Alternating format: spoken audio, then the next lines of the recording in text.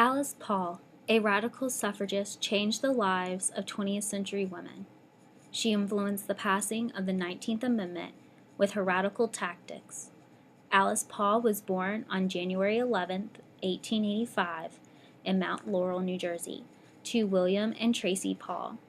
Her father was a successful businessman, and her mother was a member of the National American Women's Suffrage Association, also known as NAWSA.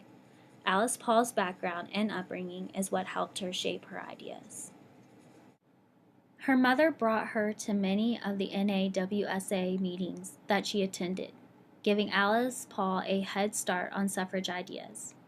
She, along with her 3 siblings, was raised in a Quaker society that believed in gender equality. She attended a Hicksite school in New Jersey and graduated first in her class. In an interview with Alice Paul, she stated, "When the Quakers were founded, one of their principles was and is equality of the sexes, so I never had any other idea. The principle was always there." After high school, she attended Swarthmore College. Her grandfather had founded the college on the belief that men and women should be allowed to have equal opportunities in education. Alice was the only one out of her siblings that stayed in college for all 4 years. While there, she earned a degree in biology and was an active member in the executive board of student government. She was also considered to be reliable and mature. Later on in life, she would go on and earn degrees in sociology, economics, and multiple degrees in law. In 1907, Alice Paul made the voyage to England, where she learned how to be a militant suffragist. She worked with Christabel Pankhurst, the daughter of England's most radical militant suffragist. Emmeline Pankhurst, believing in prayer, petition, and patience was not enough to successfully enfranchise the women. The Pankhursts engaged in direct and visible measures such as heckling, window smashing, and throwing rocks. In 1910, Paul returned to America with the hope of using what she learned in England to help her with the suffrage movement in America. Upon her return, she joined the NAWSA, just like her mother, and was appointed as head of the Congressional Committee for a federal suffrage amendment. On March 3, 1913, she organized a parade in Washington, D.C., led by a female lawyer wearing a Greek robes and riding a white horse. As the parade made its way down Pennsylvania Avenue, men shouted insults, and it soon became violent as the police stood and watched. The parade made headline news among the public and politicians. Though Alice Paul shared many ideas with the NAWSA, they wanted to focus more on a federal amendment.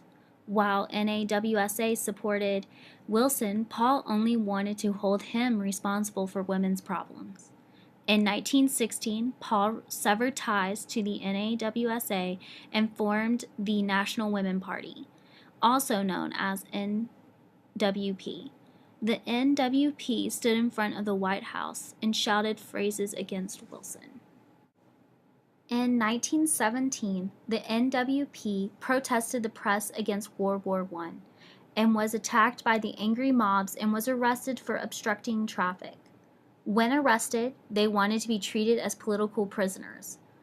When this was refused, they staged hunger strikes. Alice Paul was force-fed and then eventually put into an asylum.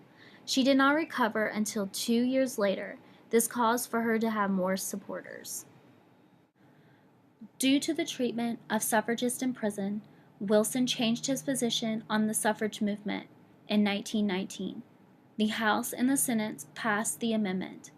In 1920, the votes for Tennessee came down to 24-year-old Harry Burns. Originally planning on voting no, he changed his vote after receiving a message from his mother. "Dear son, hurry and vote for suffrage, and don't keep them in doubt. I noticed Chandler's speech. It was very bitter. I've been waiting to see how you stood, but have not seen anything yet. Don't forget to be a good boy and help Miss Cat with her rats.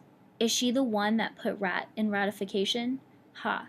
No more from Mama this time. With lots of love, Mama."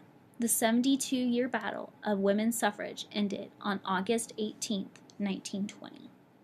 Alice Paul said, "I never doubted that equal rights was the right direction. Most reforms, most problems are complicated, but to me there is nothing complicated about ordinary equality."